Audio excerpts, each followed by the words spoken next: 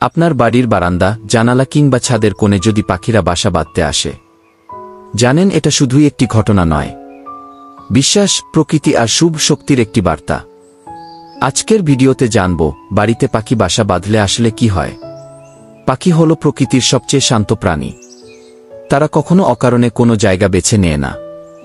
বাড়িতে পাখি বাসা বাঁধা মানে সেই বাড়ি শান্ত, নিরাপদ আর ভালো শক্তিতে ভরা। অনেক সংস্কৃতিতে বিশ্বাস করা হয় পাখি বাসা বাঁধলে বাড়িতে শান্তি বাড়ে, ঝগড়া কমে যায় আর সংসারে আসে সুখ সমৃদ্ধি। পাখিরা যখন ডিম পাড়ে এবং সেই ডিম থেকে ছোট ছোট বাচ্চা ফোটে, তখন বিশ্বাস করা হয় পরিবারের সদস্যদের জীবনে নতুন সুযোগ আসে, নতুন কাজ শুরু করতে ভালো সময়।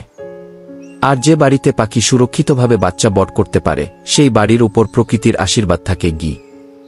অনেকে মনে করেন পাখির বাসা নষ্ট করলে অশুভ শক্তি আসে, তাই কখনোই পাখির বাসা ভাঙা উচিত নয়।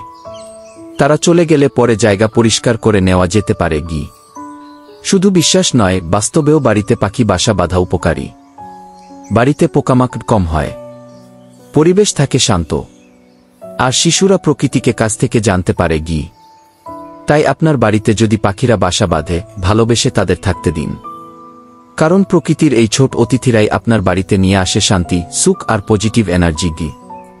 ভিডিওটি ভালো লাগলে লাইক, কমেন্ট ও শেয়ার করতে ভুলবেন না। আরও এমন তথ্যপূর্ণ ভিডিও পেতে চ্যানেলটি সাবস্ক্রাইব করুন। ধন্যবাদ।